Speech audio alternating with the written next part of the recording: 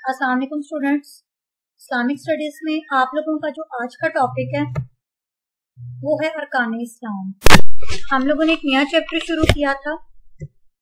जिसमें previous lecture में हम लोगों ने इस्लामी तसव्वुर इबादत पढ़ा था, यानी कि इस्लाम में इबादत का क्या कॉन्सेप्ट है या दूसरे मज़ाहिब में इबादत किस चीज को समझा जाता है और इस्लाम में इबादत का क्या कॉन्सेप्ट है, जिससे हमें ये पता चला था कि बेसिकली इस्लाम में जो इबादत है वो सिर्फ पूजा पाठ का नाम नहीं है, या इस्लाम में सिर्फ नजरो न्याज या चढ़ावे चढ़ाने का नाम इबादत नहीं है। इस्लाम के अंदर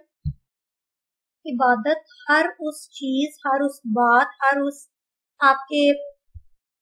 काम या आपका एक्शन या जो भी बात आप अपने मुंह से निकालते हैं, बोलते हैं, जो भी आप रोजमर्रा जिंदगी में एक्टिविटीज करते हैं, अगर वो एक्टिविटीज, तमाम बातें अल्लाह ताला के अहकामात के मुताबिक हैं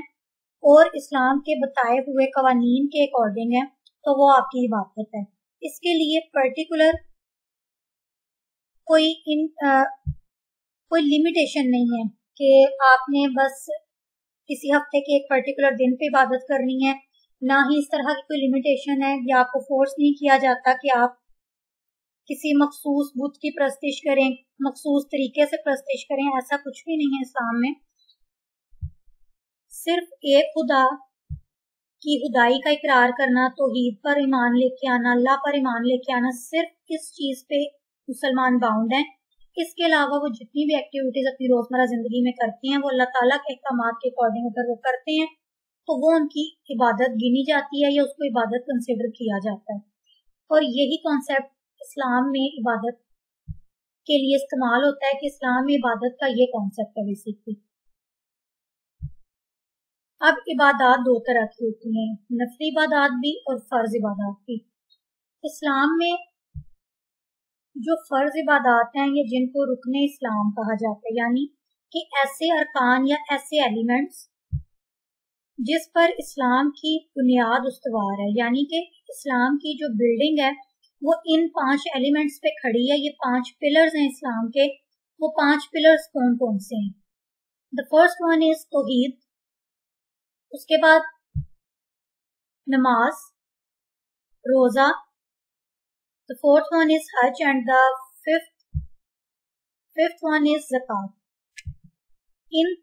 5 पिलर्स को या 5 अरकान को इस्लाम की बुनियाद कंसिडर किया जाता है, और ना सिर्फ कंसिडर किया जाता है बल्कि इन्हीं को इस्लाम का एक इम्पोर्टेंट हिस्सा कंसिडर किया जाता है, क्योंकि अगर ये 5 अरकान ना हो तो दीन इस्लाम का जो क़याम है वो मुहाल है, यानी कि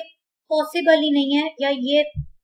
एज्यूम ही नहीं किया जा सकता कि इन 5 अरकान के बगैर, इन 5 पिलर्स के बगैर दीन इस्लाम की जो बुनियाद है वो रखी जा सकती है या वो मजबूत हो सकती है। तो ये 5 चीजें, तौहीद, नमाज, रोजा, हज और ज़कात, ये 5 पिलर्स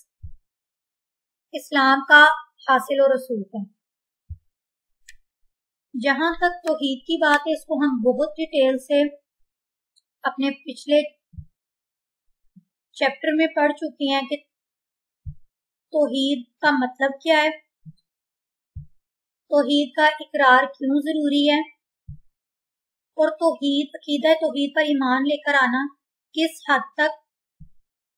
अहमियत का हामिल है एक मुसलमान के लिए। यानी तौहीद की अहमियत का अंदाजा इस बात से लगाया जा सकता है कि तौहीद वो वाहिद रुकन है कि अगर आप उसको नहीं मानते, उस पर ईमान लेकर नहीं आते, तो आप मुसलमान ही कंसिडर नहीं किए जाते। यानी कि आप एक अल्लाह पे ईमान नहीं लेकर आ रहे, आप एक अल्लाह के वजूद का इकरार नहीं कर रहे, उसकी वहदत का यकीन नहीं कर रहे, उसकी वहदत का इकरार नहीं कर रहे।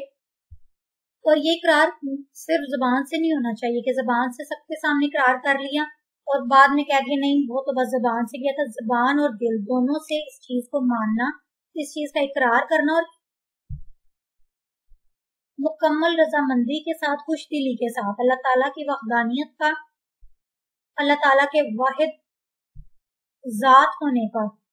इकरार करना ही अकीदा तौहीद है।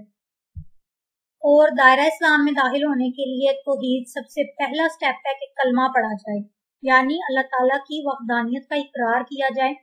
तब कहीं जाके आप दायरा इस्लाम में दाखिल हो सकते हैं। वरना आप जब तक तौहीद का इकरार नहीं करते, अल्लाह के वाहिद होने पर ईमान नहीं लेकर आते, आप दीन इस्लाम से खारिज हैं।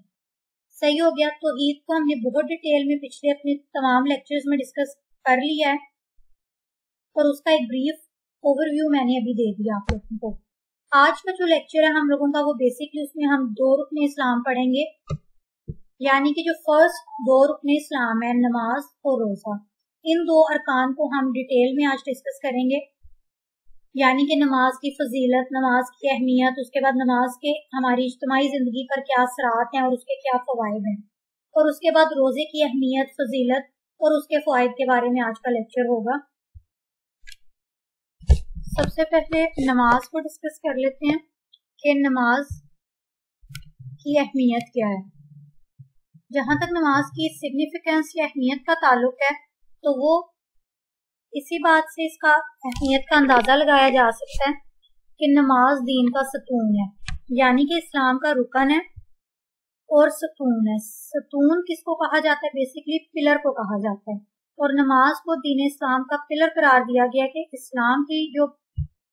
इमारत है वो जिन पिलर्स पे खड़ी है उसमें से नमाज एक पिलर है। और तौहीद के इकरार के बाद, यानी अल्लाह ताला की वहदानियत के इकरार के बाद जो सबसे ज्यादा अहमियत की हामिल चीज है वो नमाज है,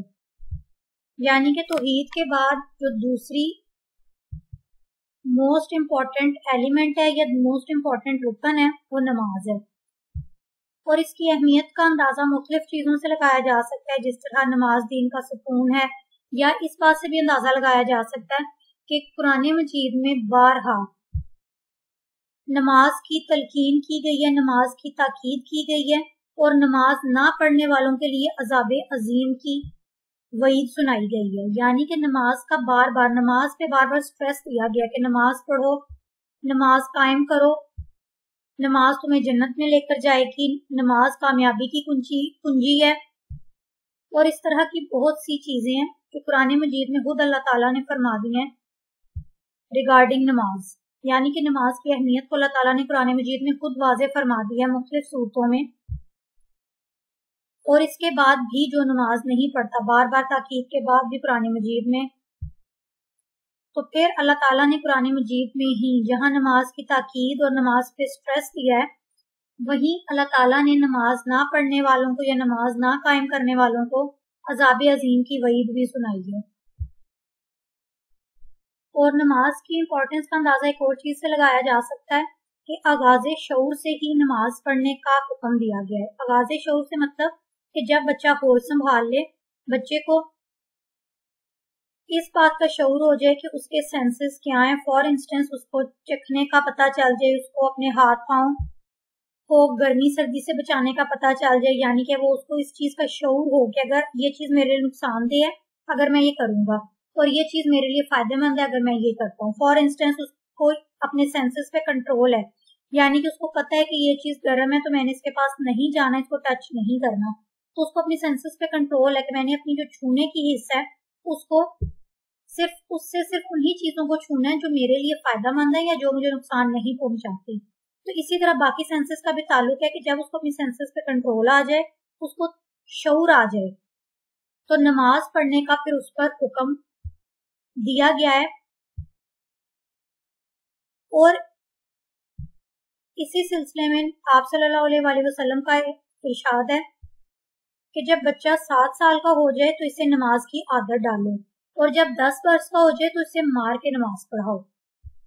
यानी कि 10 साल का बच्चा जब हो जाए तो उसे मारने का हुक्म है कि अगर वो नमाज नहीं पढ़ता तो उसे मार के नमाज पढ़ाओ। तो इस चीज से नमाज की अहमियत वाज़े हो जाती है कि नमाज कितनी जरूरी है कि आप उसे 7 साल के बच्चे को हम एक बहुत छोटा सा बच्चा समझते हैं कि चलो है रही है, इवन 10 साल के बच्चे को भी हम बच्चा ही समझते हैं, बहुत छोटा बच्चा है, इसको ये ना कहा जाए वो ना कहा जाए, डांटा ना जाए, मारा ना जाए, प्यार से पेश आया जाए इसके साथ। लेकिन कुरान मजीद नबी पाक सल्लल्लाहु अलैहि वसल्लम के इरशाद के मुताबिक 10 साल का बच्चा अगर नमाज नहीं पढ़ा तो उसे मार के नमाज पढ़ाई जाए, तब उसकी आदत पक्की होगी। और नमाज ही वो वाहिद चीज़ है जो अल्लाह ताला के नज़दीक महबूब तरीन अमाल में से एक अमल है। यानी कि अल्लाह ताला को नमाज इतनी महबूब है कि मैं अपने बंदे को 5 बार दिन में अपने पास बुलाऊं और वो मेरी बारगाह में हाजिर हो और मुझे पुकारे, अपनी इल्तिजाएं मेरे सामने रखे, मुझसे दुआएं करे, मेरी हम्दो सना करे, तो अल्लाह ताला के नज़दीक महबूब तरीन अमल है कि जब अजान दी जाए यानी कि नमाज की कॉल हो और बंदा अल्लाह ताला की बारगाह में हाजिर हो जाए, अल्लाह ताला की वहदानियत का इकरार करे, अल्लाह ताला का शुक्र अदा करे, अल्लाह ताला से इल्तिजाएं करे, अल्लाह के सामने अपनी दुआएं रख दे, तो अल्लाह ताला उसकी पुकार सुनते हैं और उसे दीनों दुनिया की फलाह हासिल हो जाती है। और यही नमाज की सबसे बड़ी फजीलत है कि इसका जिक्र कुरान मजीद में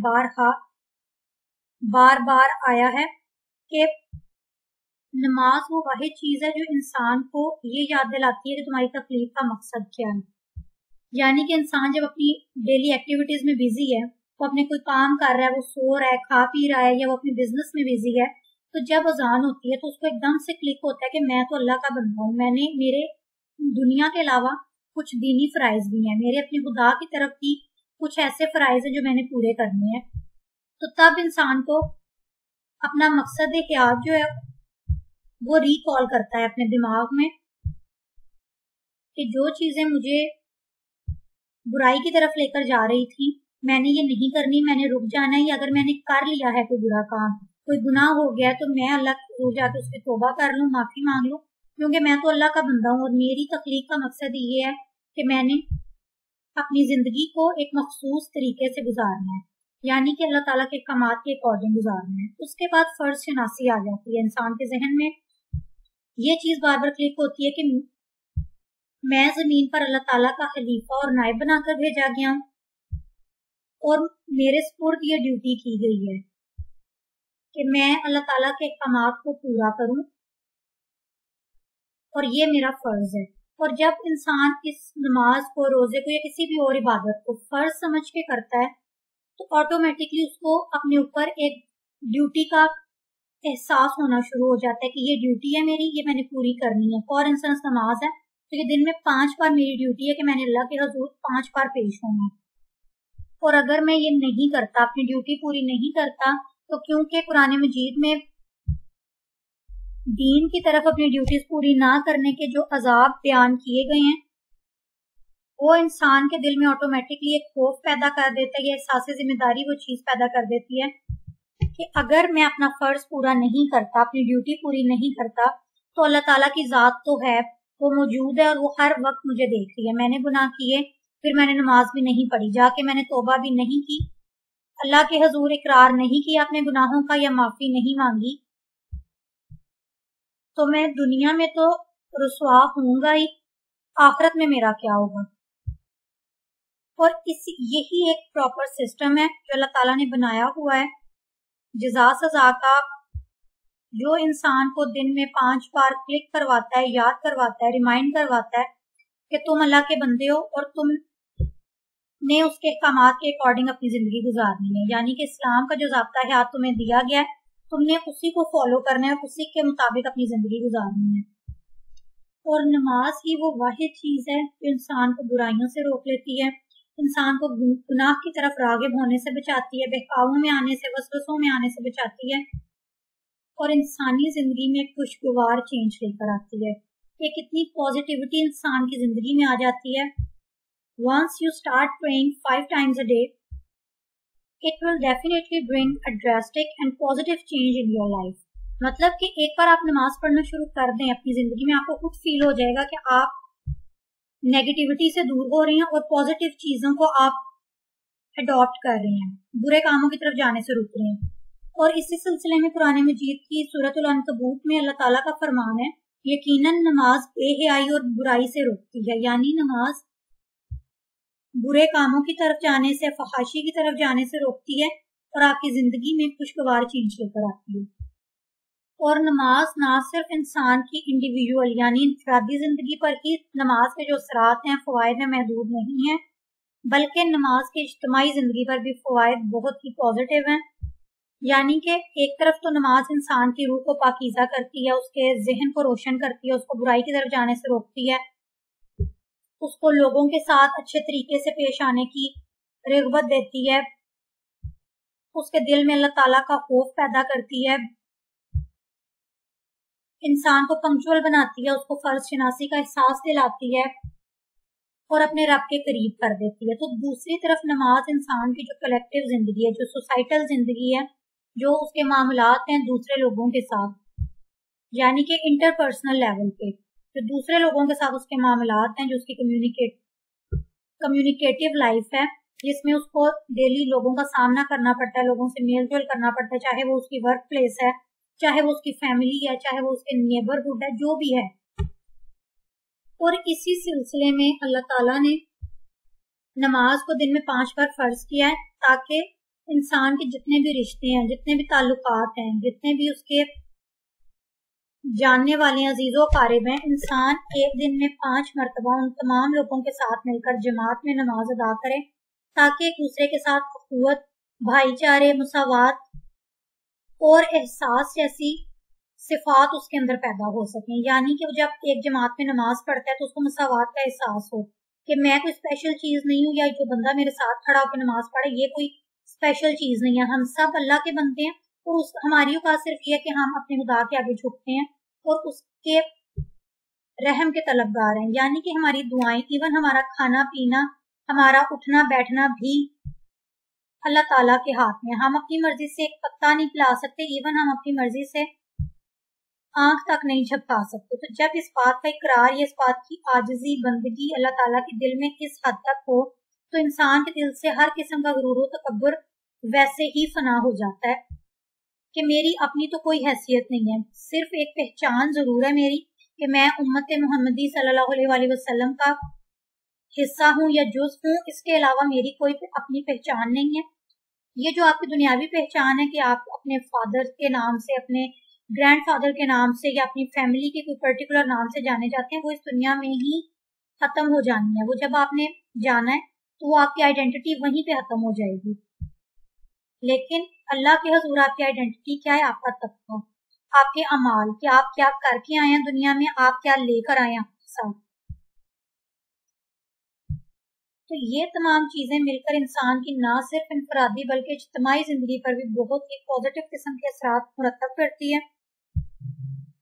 और इंसान की जिंदगी में एक बहुत ही ड्रास्टिक चेंज लेके आती है। और ये ड्रास्टिक चेंज नेगेटिव सेंस में हरगिज नहीं है, ये एक इंतहाई पॉजिटिव सेंस का चेंज होता है जो इंसान की पूरी लाइफ को बदल के रख देता है। इसके बाद अब हम लोग आ जाते हैं रोजे पे। रोजे की अहमियत क्या है? जहां तक रोजे का ताल्लुक है, वो भी नमाज की तरह इंसान के नफ्स की पाकीज़गी, इंसान के रोजमर्रा जिंदगी के मामलात को अल्लाह के काम के मुताबिक ढालने और इंसान की एक पर्टिकुलर ट्रेनिंग या तरबियत का हिस्सा है, या तरबियत का जरिया है। यानी कि नमाज तो इंसान को डेली बेसिस पे दिन में 5 बार पंक्चुअलिटी सिखाने के लिए या इंसान की ट्रेनिंग के लिए पढ़ने का हुक्म है। रोजे इंसान पर फर्ज किए गए हैं साल में एक बार। बाकी जितने भी इस्लामी महीनों में रोजे रखे जाते हैं वो या तो नफली रोजे हैं या वो इंसान अपनी खुशी से खुद प्रैक्टिस करता है, खुद रखता है वो रोजे। अल्लाह ताला की तरफ से जो फर्ज किए गए रोजे हैं वो सिर्फ और सिर्फ रमजान के रोजे हैं। और ये रोजे साल में एक मरतबा इसलिए फर्ज किए गए हैं कि नमाज तो हम डेली बेसिस पे पढ़ते हैं जिसपे हमारी ट्रेनिंग हो रही है, लेकिन स्टिल अगर कोई हमारी ट्रेनिंग में कमी रह गई है या कोई ऐसी कोताही है जो हम नमाज तो पढ़ रहे हैं लेकिन फिर भी नमाज पढ़ने के साथ साथ वो वाली जो एक बुरी हरकत है, ये गुनाह है जो हम मुसलसल प्रैक्टिस कर रहे हैं, वो कोताही कर रहे हैं, तो जो रोजा है वो उस कमी को, उस कोताही को, उस गलती को भी दूर कर दे। और रोजा रखने के तरीके से लेके इफ्तार करने के तरीके तक हम सब लोग बहुत अच्छे से आगाह हैं, क्योंकि स्टार्ट से ही, इवन स्कूल जाने से पहले से ही नमाज और रोजा दो ऐसी बेसिक चीजें हैं या ऐसे बेसिक रुकन हैं जिनके बारे में हमें अपनी फैमिली से, अपने बड़ों से गाइडलाइंस मिल चुकी होती हैं, स्टिल उसमें कोई कमी रह जाए तो हमें अर्ली क्लासेस में जो इस्लामिक स्टडीज पढ़ते हैं उसमें हमें बताया जाता है सबसे पहले नमाज और उसके बाद रोजा। इन दो अरकान का जिक्र लाजमी होता है, हर जगह पे होता है, बुक्स में, घरों में, हर जगह पे आपको बहुत अर्ली एज से इन दो चीजों के बारे में बता दिया जाता है, गाइड किया जाता है कि सहरी के औकात क्या है, अफ्तार के औकात क्या है, सहरी का तरीका क्या है, उसके बाद अफ्तारी का तरीका क्या है, दुआएं क्या है, पर्टिकुलर कर्ज की तमाम चीजें जो रोजे से मुंसलिक हैं उसके बारे में हमें गाइड किया जाता है। और इसी गाइडेंस को जहन में रखते हुए हम रोजा जब रखते हैं तो हमारे ऊपर नमाज, जैसा नमाज पढ़ने से पहले या नमाज पढ़ते हुए हमारे ऊपर बहुत सी ड्यूटीज आयद होती हैं कि अल्लाह के सामने पेश होना है, अपने गुनाह लेकर नहीं जाने, या अगर गुनाह सरजद हो गया है तो अल्लाह के सामने तौबा करनी। इसी तरह रोजा रख के भी इंसान को कुछ ड्यूटीज आयद हो जाती हैं, कुछ ऐसी लिमिटेशंस हैं जो इंसान पे आयद होती हैं, जिसमें खाने पीने की लिमिटेशन है कि आप कुछ खा नहीं सकते, पी नहीं सकते। उसके बाद अपनी जुबान और हाथों से आपने अपने दूसरे मुसलमान बहन भाई को महफूज रखना होता है। उसके बाद ऐसी चीजें जो गुनाह के जुमरे में आती हैं, या ऐसी बातें, फॉर इंस्टेंस गालम गलोच नहीं कर सकते आप क्योंकि आपकी जुबान का रोजा है। गर्ज आपके जिस्म के हर हिस्से का रोजा होता है। रोजा सिर्फ खाना पीना छोड़ने का नाम नहीं है, क्योंकि अल्लाह ताला को हमारी भूख प्यास नहीं चाहिए, अल्लाह ताला को वो चीज चाहिए जिस मकसद के लिए अल्लाह ताला ने रोजा हम पे फर्ज किया है, यानी कि हमारी वजह से किसी को कोई नुकसान तो नहीं पहुंच रहा। हमारे हाथों से, हमारे हाथ का भी रोजा, हम किसी को टच नहीं कर सकते, किसी को मार नहीं सकते, किसी को पुश नहीं कर सकते, किसी को गाली नहीं दे सकते क्योंकि जुबान का भी रोजा है। उसके बाद ज़ौजैन के जितने भी ताल्लुकात हैं वो रोजे की हालत में आप पर हराम है। झूठ बोलना, शराब, चोरी चकारी, डाके, सूदखोरी, मुनाफाखोरी, कर्ज की हर वो चीज जिससे अल्लाह ताला ने मना फरमाया वो रोजे की हालत में आपके ऊपर हराम है। और अगर वो आपसे सरजद हो जाती हैं तो आप का जो रोजा है वो जाया हो जाता है, अनटिल एंड अनलेस आप तौबा ना करें। और इसके फवायद में जो सबसे इम्पोर्टेंट चीज है वो चीज उसकी इनफरादी जिंदगी है। सबसे पहले इनफरादी जिंदगी की उसको अपने आप पर, अपने नफ्स पे कंट्रोल करना आ जाता है, अपनी ख्वाहिशात को कंट्रोल करना आ जाता है कि बेशक प्यास लग रही है, भूख लग रही है, शदीद लग रही है, जुबान सूख के कांटा हुई हुई है, लेकिन उसके कंट्रोल की ये पीक है या इंतहा है, या अपने अल्लाह ताला से बंदगी का इजहार इस हद तक है कि वो जब तक अल्लाह ताला का हुक्म नहीं है कि मगरिब से पहले तुम नहीं खा सकते या नहीं पी सकते, तो उसका कंट्रोल लेवल काबिल तारीफ है कि वो अल्लाह ताला के अहकाम बजा लाते हुए या अल्लाह ताला के अहकामात पर अमल पैरा होते हुए वो किसी भी ऐसी चीज को हाथ नहीं लगा रहा जिससे उसका रोजा टूट सकता है। उसके बाद वो अपनी ख्वाहिशात पे कंट्रोल कर रहा है। फॉर इंस्टेंस वो अपने जुबान और अपने हाथ से किसी को नुकसान नहीं पहुंचा रहा, वो नाजायज मुनाफा नहीं कमा रहा, उसको किसी चीज की शदीद तलब तो महसूस हो रही है लेकिन उस चीज के करीब तक नहीं जा रहा क्योंकि अल्लाह ताला का हुक्म नहीं है, अल्लाह ताला ने रोजे में ये चीज हराम करार दी हुई है या इस चीज से मना फरमाया हुआ और अगर मैं ये करूंगा तो मेरा रोजा टूट जाएगा। और ये ही तमाम चीजें जो इंसान के नफ्स को पाकीज़ा करती हैं, इंसान को ख्वाहिशात पे कंट्रोल करना सिखा देती है। और यही चीज अल्लाह ताला के नजदीक महबूब है कि मेरा बंदा मेरे कहने पे या मेरे हुक्म की पाबंदी करते हुए खाना पीना छोड़ के बैठा हुआ है, अपनी ख्वाहिशात को कंट्रोल करके बैठा हुआ है, तो इसका अजर सवाब दुगना हो जाता है। उसके बाद इंसान में सब्र तहम्मुल, बर्दाश्त, इस्तकामत, मुस्तकिल मिजाजी जैसी सिफात पैदा हो जाती है। इंसान बर्दाश्त सीख जाते कि किसी ने उसको रोजे की हालत में कुछ कह भी दिया है तो वो उसको पलट के जवाब नहीं देता उसके टोन में, या कंट्रोल करता है कि मैं इसको उस टोन में जवाब ना दूं, अपने हाथ को रोक लूं, अपनी जबान को रोक लूं, बर्दाश्त कर लूं, अपनी भूख को बर्दाश्त करूं, अपनी प्यास को बर्दाश्त करूं क्योंकि ये मेरे अल्लाह का हुक्म है। उसके बाद इंसान का एक और चीज पर ईमान पुख्ता हो जाता है, वो है उस जात पर ईमान जो उसको नजर नहीं आ रही। पोशीदा जात है वो जिसको उसने कभी देखा नहीं है, सिर्फ उसकी निशानियां जाहिर हैं, उसके रसूल के अहकामात जाहिर जरूर हैं, उसकी किताब मौजूद है हमारे दरमियान, लेकिन उस खुदा को उसने इटसेल्फ देखा नहीं है और स्टिल वो उस खुदा के अहकामात को मान रहा है, उसकी पाबंदी कर रहा है और इस हद तक पाबंदी कर रहा है, अपने दिल में इस चीज पर ईमान रखते हुए, इस चीज का इकरार करते हुए कि वो खुदा की जात है जो मुझे देख रही है। मैं उसको नहीं देख सकता लेकिन वो मुझे देख रहा है। अगर मैं खाने पीने के करीब जाता हूँ, अगर मेरे से कोई गुनाह सरजद हो जाता है तो वो जात मुझे देख रही है। तो इंसान के दिल में उस पोशीदा जात पर जो ईमान है वो मजीद मुस्तहकम हो जाता है, मजीद मजबूत हो जाता है। और ये अल्लाह ताला को चीज बंदे की तरफ मजीद रागिब कर देती है कि मेरा बंदा मुझे देख नहीं सकता, डायरेक्टली मुझे सुन नहीं सकता, लेकिन स्टिल ये मेरा बंदा इतना अबाइडिंग है या इतना पंक्चुअल है कि मेरे बताई हुई टाइमिंग्स को फॉलो करता है, मेरे बताए हुए अहकामात को, लिमिटेशंस को फॉलो कर रहा है। और इसको ये भी डर है कि मुझे खुदा के साथ देख रही है। जहां तक रोजे के फर्ज होने का ताल्लुक है तो अल्लाह ताला सूरह बकरा में खुद फरमा रहे हैं कि ऐ ईमान वालो, तुम पर फिर रोजे इसी तरह फर्ज किए गए हैं जैसा कि तुमसे पहली उम्मतों पर फर्ज किए गए थे, ताकि तुम तकवा हासिल कर सको। यानी कि अल्लाह ताला खुद फरमा रहा है कि मैंने रोजे तुम पर फर्ज किए हैं, तुमसे पहली उम्मतों पर भी फर्ज किए थे। और क्यों फर्ज किए थे? ताकि तुम तकवा हासिल कर सको, यानी कि तुम कंटेंट बन सको, तुम सब्र, तहम्मुल, बर्दाश्त जैसी सिफात अपने अंदर पैदा कर सको। और जहां तक रोजे की फजीलत का ताल्लुक है तो आप सल्लल्लाहु अलैहि वसल्लम का इरशाद पाक है, जिसने हालत ईमान में अल्लाह ताला से हसूल सवाब की नीयत से रमजानुल मुबारक के रोजे रखे, इसके साबका गुनाह माफ कर दिए जाएंगे। यानी कि जिसने ईमान की हालत में अल्लाह ताला से ये उम्मीद की कि उसको सवाब हासिल होगा अगर वो रोजा रखेगा, अल्लाह ताला के अहकामात पर अमल पैरा होगा,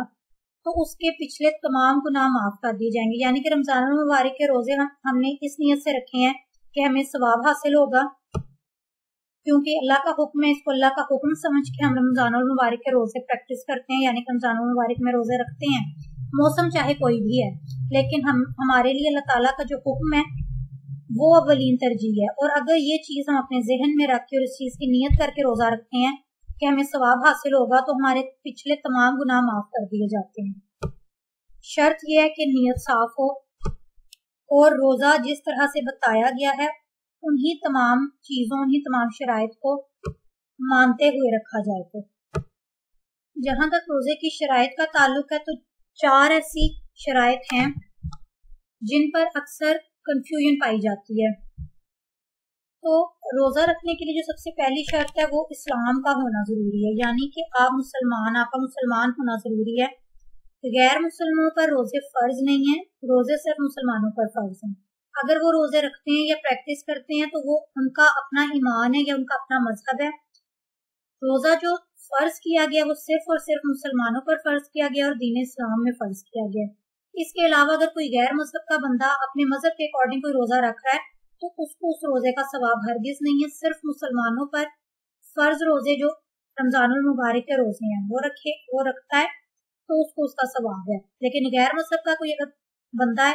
और वो अपने मजहब की प्रैक्टिस में कोई रोजा रख रहा है तो उसके लिए उसका सवाब नहीं है उसको। उसके बाद सेकंड शर्त जो है वो बलूगत है, यानी कि नाबालिग शख्स या कोई बच्चा, ऐसा बच्चा जो अभी अडल्ट्स में नहीं आता, उस पर रोजा फर्ज नहीं है। लेकिन वो अगर अपनी मर्जी से रखना चाहे रोजा तो उसको उसका सवाब जरूर है, लेकिन उस पर फर्ज नहीं है रोजा कि अगर वो नहीं रखेगा तो उसको गुनाह होगा, ऐसा हरगिज नहीं है। वो बच्चा है, छोटा है, उसकी बर्दाश्त नहीं है इतनी, इसीलिए अल्लाह ताला ने दीन में इतनी आसानी रखी हुई है कि जब वो बालिग हो जाए तब उस पर रोजा फर्ज है। उसके बाद जो थर्ड शर्त है वो मेंटल डिसऑर्डर वाले लोगों के लिए, कि अगर कोई बंदा है जो कि अपनी किसी मेंटल डिजीज को फेस कर रहा है या उसका कोई मेंटल डिसऑर्डर को सफर कर रहा है वो, या वो एबनॉर्मल है, तो उस पे रोजा फर्ज नहीं है या उसको रोजा ना रखने का कोई गुनाह नहीं है, क्योंकि वो उसकी दिमागी हालत ही दुरुस्त नहीं है, उसको किसी चीज की समझ नहीं है,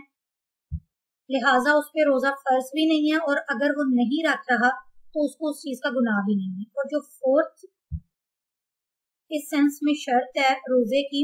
वो ताकत और सेहत है। रोजा उन लोगों पे फर्ज है जो वाकई सेहतमंद है, तंदुरुस्त है, तवाना है और जो इस्तात रखते हैं रोजा रखने की। इस्तात मतलब कि आपकी सेहत आपको इजाजत देती है इस बात की। अगर कोई बीमार है, मरीज है,